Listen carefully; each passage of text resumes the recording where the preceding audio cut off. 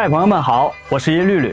值此新春佳节之际，我仅代表我自己，向全国各族人民、港澳台同胞、海外侨胞送出诚挚的祝福，祝愿大家新春愉快，阖家欢乐。今天这期节目，我将列举10大中医骗局，希望我们在新的一年里追逐幸福的同时，也守住健康的底线。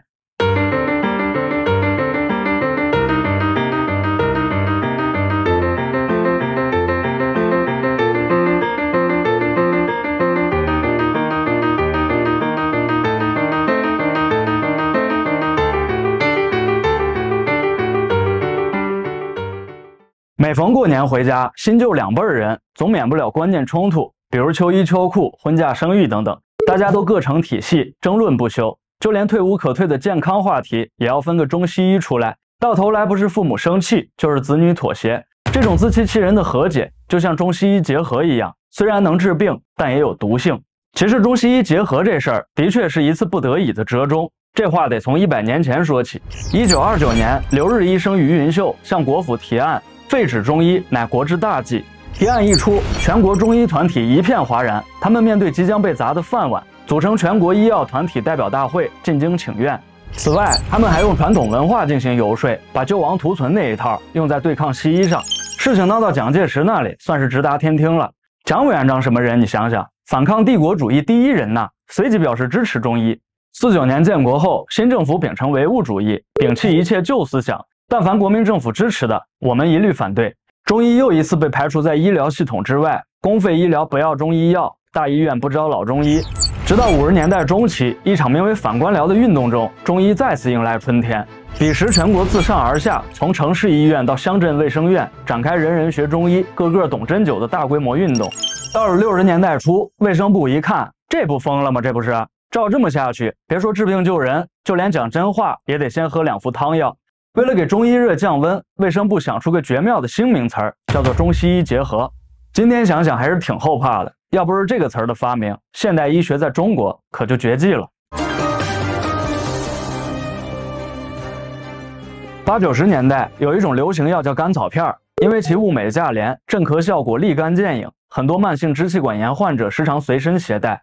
吃这个药不能温水送服，要在口腔里含服。我小时候也吃过，现在还能想起那股奇特的味道，可以说神清气爽。Nice。长期服用甘草片的患者，刚开始只是咳嗽吃，吃着吃着发现它还能提神，后来不咳嗽了，困了饿了也得来一片，有点像现在的冰美式效应，不光提神醒脑，还有减肥功效。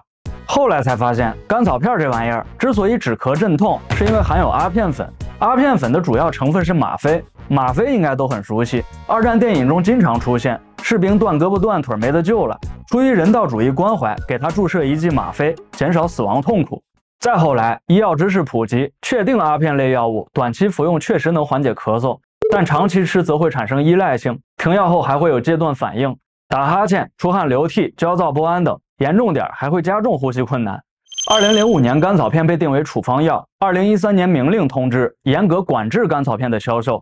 其实早在80、90年代，甘草片流行的时候，国际上就将其定为管制类药物。还有个真实案例是说，华人带了50瓶甘草片入境美国，因此获刑入狱。有人可能怀疑，难道说甘草片里的甘草就一点用没有吗？其实复方甘草片中的甘草酸有很多副作用，比如造成血压升高、低血钾症和浮肿等问题。男性若是长期摄入，还会引发难言之隐。其原理是甘草本身含有植物雌激素，会导致睾酮水平下降。传统中医多用来降低男性性冲动，现在的叫法应该是化学阉割。从甘草片这个案例看得出，所谓中西医结合的中成药，也许真的能起到作用，但见效的依然是科学验证过的成分。22年底的抢药大战中，我也抢过39感冒灵，因为里面含有1877年发现的对乙酰氨基酚，1951年合成的氯苯那米，以及石器时代便开始使用的咖啡因。甘草片其实是一个象征，证明着中医有用，但对于没有分辨能力的大众来说，始终说不清道不明。历史上也曾有人提出过废医验药，说的就是验证草药中的有效成分。比如获得诺奖的屠呦呦，用科学方法提取青蒿素，有效抵御疟疾，算是中医送给现代医学的大礼。当然也有止步不前的案例，比如古希腊和古中国都发现柳枝泡水能退烧，能缓解头痛。1763年的牛津大学从柳枝中成功提取水杨酸，也就是后来的阿司匹林。可是直到前些年，中医仍然会告诉患者，柳枝泡水能退烧。这种不思进取的例子比比皆是，并不是什么传统秘方和博大精深。自从看自行车这个职业退出历史舞台，大街上多了许多拦车石。据说这玩意儿一到夏天被晒到通体发烫，女孩子坐上去能治疗宫寒。举一反三可知，男的要是坐上去就能治疗肾虚。大家有没有发现，在老中医的嘴里，基本没有健康这个说法。再好的人一见中医，高低得让你带点心病回去。比如男的不是肾虚就是火旺，女人个个都宫寒，久而久之，普通人也自带中医思维，骂人不是寒就是虚。那怎么办？有病咱得治啊，再不济也得开2副药调理调理。这一调理，学问可大了去了。原来我们吃的东西都能分出寒性和温性，生生整出个食物属性光谱。简单举几个例子，辣椒是温性，因为吃了会发热；西瓜是寒性，因为吃了能降温。同理可知，冰镇西瓜是大寒，大寒之后是立春。生活中这样的例子就更多。我跟我妈一起待久了，总免不了背几个口诀：冬吃萝卜夏吃姜，不劳郎中开药方。在老中医那里，区分食物属性的方式就更多，比如胃苦偏寒、胃甜偏热、背阴偏寒、向阳偏热、水生偏寒、谷生偏热。最神奇的是五谷大都是温性，唯有水稻、小麦是寒性，因为水稻长在水里，小麦离地面比较近。其实还是有规律可循的，比如便秘得多吃寒性，跑肚得多吃温性。反之可得证，吃多了跑肚的是寒性，吃多了便秘的是温性。如果了解一些营养学知识，会发现所谓寒热属性与食物所含的热量和营养有关，而它们对身体的影响又和人体的新陈代谢有关。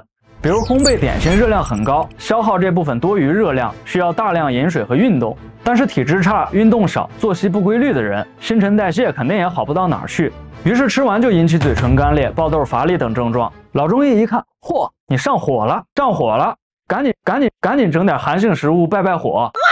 其实呢，我们要做的只是合理搭配食谱、适当运动以及健康饮水。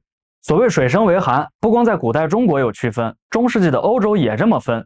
海鲜类食物普遍被认为是寒性，比如螃蟹性寒，妇女、儿童、老人不宜多吃。后来科学昌明才发现，海鲜类食物极易变质，微生物滋生非常严重，稍有不慎就会引发腹泻，免疫力低下的人根本无力招架。古代医学的经验之谈确实对现代生活有所帮助，但是弄明白原理之后，也就没必要执着于旧观念了。可事与愿违的是，寒热光谱如今已经成了老中医的护心镜，说不得碰不得，一说一碰就反弹，哎，怎么说呢？这套逻辑确实是中国人娘胎里带的，就像我为什么管我爹叫爹一样，全凭直觉，无可辩驳。如果有一天我跟我爹说，我不想管您叫爹了，我想跟您做朋友，终于做出了一个违背祖宗的决定，这时就会有人蹦出来数落我说，你居然管你爹叫哥们儿，真是忤逆人伦，羞辱祖宗，真不要脸。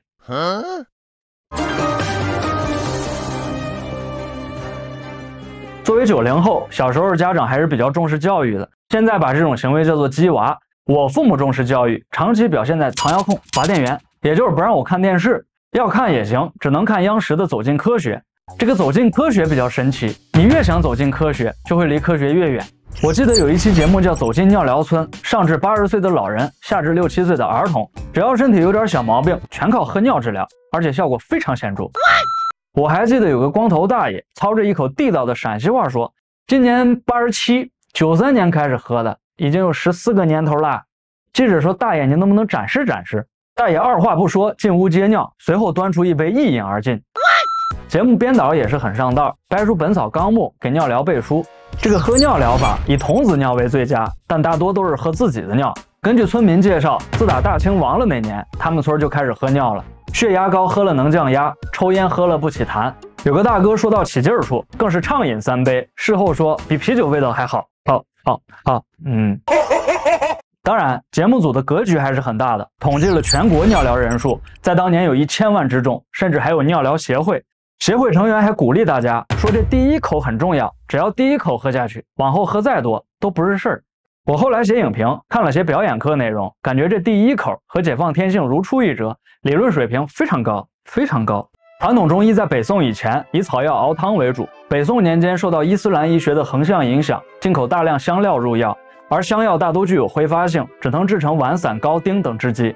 到了明代李时珍这里，编撰《本草纲目》是一发不可收拾，发展到万物皆可入药的地步。除了朱砂、神砂这种矿物质，甚至还记录说寡妇床头土和孝子山都能治病。治疗不孕不育就更离奇，说夫妻在上元节这天盗取富家灯盏置于床下，方可令其有子。李时珍本人对万物皆可入药这理论也是深以为然，变相在生物、化学、天文、地理、地质、采矿乃至历史学方面都做出了一定程度的贡献。初中毕业那年，我们邻居同学陈默，他打篮球造成脚踝骨裂，骨科医生说得休学静养，结果他家长不同意。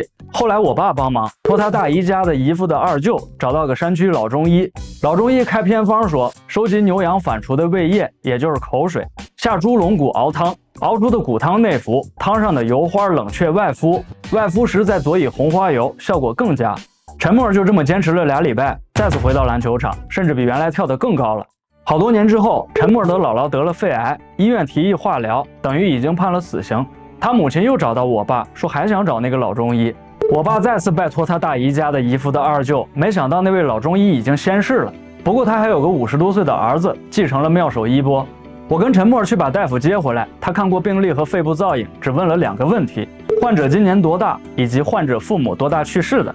接着他帮陈默姥姥把脉，又闻了闻他姥姥的口气。一番望闻问切过后，大夫提笔开方，买8只癞蛤蟆、8只鲶鱼鳃、8个冬眠13年的蝉蜕、8对原配螳螂，再取8升井水，每8天熬煮1次，熬完晾凉沉淀，过滤出黄褐色的粉末，捣碎成8份，每份分早中晚3顿，用开水冲服。8864天一个疗程，坚持2到3个疗程，一定药到病除。除此之外，大夫还交代我和陈默去中药铺称3钱朱砂、3钱神砂，再交代陈默母亲用红布针线缝2个小三角。后来才知道，朱砂、神砂灌进三角，压在患者身下，戴在患者胸前，就能当做药引，帮助药效发作。那年暑假结束，我和陈默就各自回学校了。等冬天回家过年，他姥姥果然药到病除，还给我俩做了花面馒头。不过我一般都把馒头上的色素揪掉才吃，不然特别苦。好了，以上2个故事都是我现编的。从未见过有如此厚颜无耻之人！像这样的故事，在生活中数不胜数。好比现在的 AI 写作文，只要不用验证，它一天能写10斤。故事编得有理有面，就连偏方也合情合理，怎么就能是假的呢？回想李时珍的《本草纲目》，其实不难理解。中医这种有典可查、有据可依的入药方式，在民间影响非常深远。只要不用亲眼得见，多么离奇的药方，大家都觉得合理。那么，中医究竟能不能治疗癌症？只能说目前没有可靠案例。不过按逻辑分析的话，现代癌症多发的原因大多是因为寿命增长导致基因突变的概率指数级增加，说白了就是活得久，患癌几率就大。翻回去看古代中医、古希腊医学和古阿拉伯、古印度医学，他们所能覆盖的历史时期，全球各地的平均寿命普遍徘徊在35岁上下。说句俏皮话，古代人想得癌，纯属想得美。既然没治疗过癌症，又怎么能确信中医能治癌症呢？